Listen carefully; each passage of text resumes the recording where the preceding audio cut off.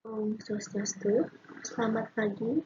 Yang terhormat kepada Bapak Burhanuddin SSI Biomed selaku Ketua Penguji, Bapak Inyoman Purna SPD MSI selaku penguji, dan Ibu Luh Puturinawati SSI sebagai penguji, dan tidak lupa juga Ibu Ninyoman Astika Dewi Biomed selaku pembimbing penamping.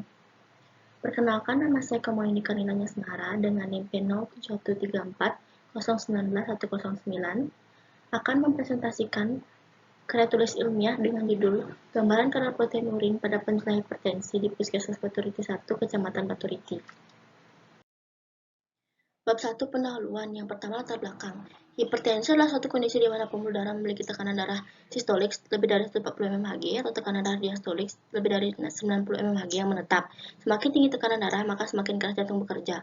Menurut WHO, sekitar 1,13 miliar orang yang menderita hipertensi di dunia, dan di Indonesia berdasarkan data Kemenkes 2018, prevalensi hipertensi di Indonesia semakin besar, yaitu 34,11%. Hipertensi memiliki kontribusi terhadap kerusakan fungsi ginjal. Tekanan darah yang tinggi pada hipertensi memaksa ginjal untuk bekerja lebih berat, mengakibatkan rusaknya sel ginjal yang ditandai dengan adanya protein urin.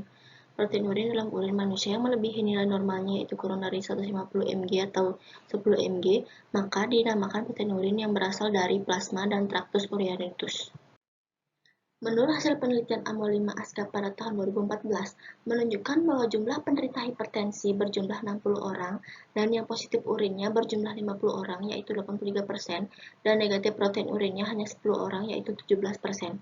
Menurut profil kesehatan Kabupaten Tabanan 2018, Puskesmas Baturiti 1 menduduki posisi kelima atau sebanyak 15,8% dari keseluruhan, yaitu 24,14% pasien hipertensi dengan jumlah penderita yaitu sebanyak 1.124 orang. Terdapat rumusan masalah, yaitu bagaimana gambaran kadar protein urin pada penderita hipertensi di Puskesmas Baturiti 1, Kecamatan Baturiti. Selanjutnya adalah tujuan penelitian. Ada tujuan umum dan tujuan khusus. Yang pertama, tujuan umum untuk mengetahui gambar kadar protein urin pada penderita hipertensi di Puskesmas Baturiti 1, Kecamatan Baturiti. Dan tujuan khususnya yang pertama, untuk mengetahui karakteristik pada penderita hipertensi berdasarkan umur, jenis kelamin, dan riwayat hipertensi. Yang kedua, untuk mengetahui kadar protein urin pada penderita hipertensi. Selanjutnya ada manfaat penelitian. Ada manfaat praktis dan manfaat teoritis. Yang pertama, manfaat praktis, yaitu menambah wawasan informasi peneliti mengenai kadar protein urin pada hipertensi. Yang kedua, data hasil dari penelitian ini dapat diaplikasikan sebagai acuan dalam meningkatkan derajat kesehatan masyarakat oleh Dinas Kesehatan dengan memberikan penyuluhan mengenai resiko gangguan pada ginjal akibat tingginya protein urin pada penderita hipertensi. Dan yang ketiga, dapat memberikan informasi dan pengetahuan kepada masyarakat, khususnya kepada penderita hipertensi di Puskesmas Baturiti 1 mengenai gambar protein urin pada penderita hipertensi serta risiko gangguan ginjal yang bisa terjadi. Yang kedua, manfaat teoritis, yaitu peneliti mengharapkan penelitian ini dapat digunakan sebagai acuan bagi peneliti yang akan melakukan penelitian lebih lanjut dalam bidang kimia klinik. Bab 2, tinjauan pustaka. Pada tinjauan pustaka dibahas poin besar, yaitu yang pertama, hipertensi, yang kedua, protein urin, dan yang ketiga, hubungan hipertensi pada protein urin. Yang pertama, hipertensi. Hipertensi adalah keadaan di mana tekanan darah mengalami peningkatan yang memberikan gejala berkelanjutan pada suatu organ target tubuh. Batas normal tekanan darah yaitu 120-140 mmHg untuk tekanan sistolik dan 80-90 mmHg untuk tekanan diastolik. Protein urin. Protein urin adalah protein di dalam urin orang dewasa yang melebihi nilai normal, yaitu lebih dari 150 mg atau pada anak-anak lebih dari 140 mg. Dalam keadaan normal, protein urin di dalam urin sejumlah tertentu masih dianggap fungsional. Selanjutnya, hubungan hipertensi dengan protein urin. Hipertensi dapat merusak ginjal dengan beberapa mekanisme. Tekanan darah yang terlalu tinggi akan membebani arteri dan jantung. Darah yang akan disaring oleh ginjal dialirkan melalui pembuluh darah yang berada di sekitar ginjal. Hipertensi yang tidak terkontrol akan menyebabkan arteri pada ginjal menyempit dan melemah. Autoregulasi tekanan glomerulus akan terganggu. Rusaknya glomerulus berdampak pada penurunan filtrasi protein dan kerusakan endotel. Proteinuria pada pasien hipertensi merupakan indikator dari penurunan fungsi ginjal. Bab 3, kerangka konsep. Hipertensi, faktor yang mempengaruhi yang pertama umur, yang kedua jenis kelamin, dan yang ketiga riwayat hipertensi akan menjadi protein urin. Setelah protein urin positif akan menjadi gagal ginjal. Variabel dalam penelitian ini yaitu kadar protein urin pada penderita hipertensi. Definisi operasional pada penelitian itu yaitu protein urin dengan cara pengukuran uji jarak celup dengan skala ordinal. Bab 4 metode penelitian, yaitu jenis penelitian. Jenis penelitian yang dilakukan yaitu deskriptif dengan pendekatan cross-sectional, di mana penelitian ini akan mendeskripsikan protein urin pada penderita hipertensi di Puskesmas Baturiti 1, Kecamatan Baturiti. Alur penelitian bisa dilihat sebagai berikut. Tempat penelitian ini dilakukan di Puskesmas Baturiti 1, Kecamatan Baturiti, dan tahap analisis protein urin dilaksanakan di laboratorium Puskesmas. Waktu penelitian dilakukan pada bulan Januari sampai Mei 2022. Populasi penelitian yaitu 312 dengan rata-rata kunjungan per 3 bulan. Sampel penelitian yang pertama eksklusi dan yang kedua eksklusi. Menurut pedoman Arikunto, umum dapat dilaksanakan bahwa bila populasi di bawah 100 orang, maka dapat digunakan sampel 50%, dan jika di atas 100 orang dapat digunakan sampel 10%. Berdasarkan keseluruhan populasi sebanyak 312 orang, dengan demikian, untuk menentukan sampel minimum, penelitian menggunakan pedoman dari Arikunto yakni 10% dari 312 orang, sehingga jumlah sampel minimal sebanyak 31,25 dibulatkan menjadi 32 sampel. Teknik sampling menggunakan teknik accidental sampling, yaitu di mana pengambilan kasus atau responden yang kebetulan ada di suatu tempat yang sesuai dengan konteks penelitian tersebut. Selanjutnya adalah teknik pengumpulan data. Yang pertama, wawancara, memberikan pertanyaan secara langsung mengenai usia, lama mengidap hipertensi, dan riwayat hipertensi. Yang selanjutnya, pemeriksaan laboratorium, yaitu pemeriksaan protein urin menggunakan metode cari celup. Instrumen penelitian diantaranya formulir wawancara, alat tulis, alat dokumentasi, dan alat pemeriksaan laboratorium. Prosedur penelitian ada alat dan bahan. Alatnya itu berupa APD, hand sanitizer, pot urin steril 60 ml, dipsik cari celup, termoreaksi, dan tisu. Bahannya menggunakan sampel urin. Yang pertama adalah tahap pra-analitik. Yang pertama menggunakan APD, pengisian inform consent, dan pengisian lembar wawancara. Yang kedua adalah tahap pra-analitik, melakukan pengambilan sampel urin kepada pasien sekaligus melakukan pemeriksaan protein urin menggunakan cari celup. Dan yang terakhir tahap pasca-analitik, yaitu pembacaan dan pencatatan hasil pemeriksaan kadar protein urin pada formulir. Selanjutnya, teknik pengolahan data dan analisis data. Teknik pengolahan data menggunakan statistik deskriptif analisis data, menggunakan manual yang kemudian dibahas dengan berdasarkan kepustakaan yang ada. Yang selanjutnya ada etika penelitian, bisa dilihat sebagai berikut. Bab 5, hasil dan pembahasan. Gambaran lokasi penelitian. Puskesmas Baturiti 1 adalah fasilitas pelayanan kesehatan yang menyelenggarakan upaya kesehatan masyarakat dan upaya kesehatan perseorangan tingkat pertama yang berada di dalam Baturiti, Makassari, Gunung Agung, Kecamatan Baturiti, Kabupaten Tabanan.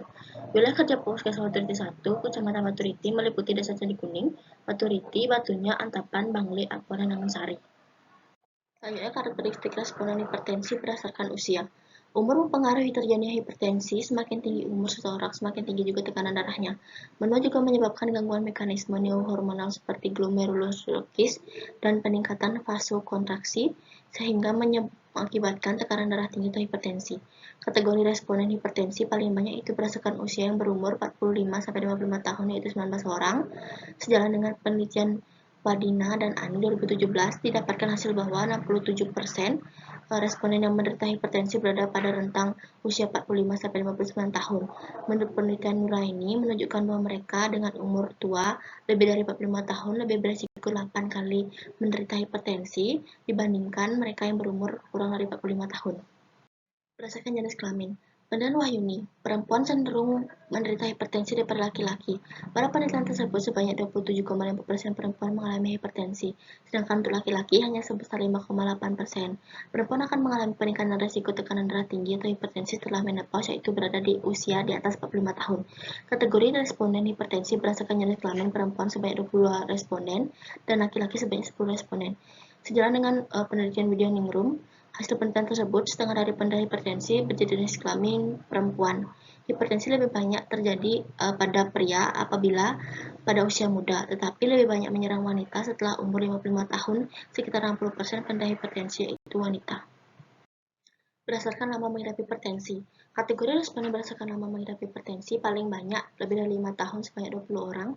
Penelitian ini sejalan dengan penelitian Rahmayani diketahui berdasarkan riwayat hipertensi yang lebih dari 5 tahun, lebih banyak daripada yang kurang dari 5 tahun adalah 46 orang. Hal ini sesuai dengan hasil penelitian yang dilakukan oleh Hidayati yang menyebutkan bahwa semakin lama menderita hipertensi, maka semakin tinggi resiko terjadinya hipertensi yang akut. Hasil dari analisis data tersebut menunjukkan bahwa pada lama menderita hipertensi lebih dari 5 tahun, beresiko terjadinya gagal ginjal lebih dari dibandingkan dengan yang memiliki lama hipertensi kurang dari 5 tahun. Hal itu merupakan pengaruh degenerasi yang terjadi pada orang yang bertambahnya usia. Selanjutnya, kadar protein urin pada hipertensi. Kategori hasil penelitian ini yaitu 32 responden, 15 orang memiliki positif protein urin yaitu 46,87% dan 17 orang negatif protein urinnya atau 53,12%. Menurut Amal 5 Aska pada tahun 2014 yang dilaksanakan di Rumah Sakit Umum Dr. Pangradi Medan menunjukkan bahwa jumlah penderita hipertensi berjumlah 60 orang dan yang positif urinnya berjumlah 50 orang atau 83% dan 10 orang atau 17% negatif protein urinnya. Terjadi kadar protein urin disebabkan dengan hipertensi yang tidak terkontrol. Hipertensi merupakan salah satu faktor utama yang memicu terjadinya mikroalbuminuria dan ini merupakan penanda awal dari adanya penurunan fungsi ginjal yang progresif. Responden dengan hipertensi yang lama dan tidak terkontrol menyebabkan tingginya tekanan intraglomerular dan menyebabkan kerusakan fungsi filtrasi glomerulus serta mengurangi kemampuan ginjal yang menyaring darah dengan baik. Hasil pengamatan kadar protein urin pada hipertensi berdasarkan karakteristik. Yang pertama berdasarkan usia. Pada penelitian Asmawati 2018 didapatkan 2 sampel positif protein urin pada sampel usia 40 tahun ke atas. Berdasarkan penelitian Sinta 2017, 3 sampel positif protein urin pada rentang usia penderita 50-60 tahun, 2 sampel positif 1 yaitu 20% dan 1 sampel positif 4 25% pada penderita hipertensi dengan usia lebih dari 40 tahun. Usia merupakan faktor risiko terjadinya hipertensi yang tidak dapat diubah. Semakin bertambahnya umur, semakin besar pula risiko hipertensi. Perubahan psikologis dalam tubuh seperti penebalan dinding arteri akibat adanya penumpukan zat kolagen pada lapisan otot sehingga pembuluh darah akan mengalami penyempitan menjadi kaku dimulai saat pada usia 40 tahun. Yang kedua berdasarkan jenis kelamin. Penelitian ini sesuai dengan Sinta 2017, 10 orang perempuan dan 2 orang laki-laki dengan hasil 9 sampel negatif 75% dan 3 sampel positif protein urin 25%, 2 sampel positif 1 yaitu 20% dan 1 sampel positif 4 yaitu 10%. Penelitian yang dilakukan Nursina 2012, dari 30 sampel terdapat 12 sampel positif protein urin yaitu 40%, yakni 10 orang laki-laki 33% dan 3 orang positif protein urin dan 20 orang perempuan yaitu 66,7%, 9 orang positif proteinuria. Dapat disimpulkan bahwa masih didapatkan hasil positif protein urin pada penderita hipertensi berjenis kelamin perempuan pada penelitian ini. Menurut Azam dan Handayani, responden berjenis kelamin laki-laki lebih beresiko 1.783 kali lebih besar terkena PGK dibandingkan dengan responden yang berjenis kelamin perempuan karena kemungkinan karena perempuan lebih memperhatikan kesehatan dan menjaga pola hidup sehat dibandingkan laki-laki. Berdasarkan lama mengidap hipertensi, di mana penelitian yang dilakukan oleh Sinta 2017 protein urin positif didapatkan pada penderita hipertensi yang menderita hipertensi lebih dari 10 tahun sebanyak 10 responden, yaitu 83,3% dengan hasil 3 sampel positif protein urin. Semakin lama menderita hipertensi, maka semakin tinggi beresiko untuk menjadi gagal ginjal terminal, yang salah satunya manifestasi klinis berupa protein urin pada penderita hipertensi mungkin tidak menunjukkan gejala selama bertahun-tahun, sehingga menyebabkan terjadinya GGT melalui suatu proses yang mengakibatkan hilangnya sejumlah besar neufron fungsional yang progresif atau irreversible. Bab 6. Simpulan dan saran. Simpulan. Yang pertama, dari karakteristik responden, kelompok umur paling banyak yaitu 45-55 tahun, yaitu 19 orang, 59,7%, dominan berjenis kelamin perempuan memiliki jumlah sebanyak 22 orang, 31,25%, dan memiliki lama mengidap hipertensi, lebih dari 5 tahun memiliki jumlah sebanyak 62,5%. Yang kedua, protein urin pada penderita hipertensi di Puskesmas Authority 1 pada responden sebanyak 17 orang, 53,12% memiliki protein urin yang negatif, dan 15 orang, 46,7% memiliki protein urin yang positif. Selanjutnya ada saran. Yang pertama, bagi penderita hipertensi yang menunjukkan hasil negatif diharapkan dapat tetap menjaga kesehatannya, sedangkan bagi penderita hipertensi yang menunjukkan hasil yang positif diharapkan agar dapat menjaga saran dari peneliti, yaitu responden disarankan agar mempertahankan berat badan ideal, aktivitas fisik yang baik, tidak merokok serta terhindar dari paparan asap rokok dan menghindar konsumsi alkohol. Yang kedua, bagi pihak yang ingin melanjutkan penelitian ini agar menambah jumlah sampel yang akan digunakan sebagai responden penelitian agar hasil pemeriksaan dan maksimal, dan mencari faktor-faktor lain yang dapat menyebabkan adanya gagal ginjal. Berikut ada dokumentasi penelitian. Yang pertama adalah wawancara dengan responden, yang kedua adalah pengambilan sampel urin. Selanjutnya ada pemeriksaan protein urin metode uji dipstik tarik celup. Sekian presentasi dari saya. Bila ada kesalahan kata, saya mohon maaf. Saya tutup dengan Paramasanti. Om Santi Santi Santi Om.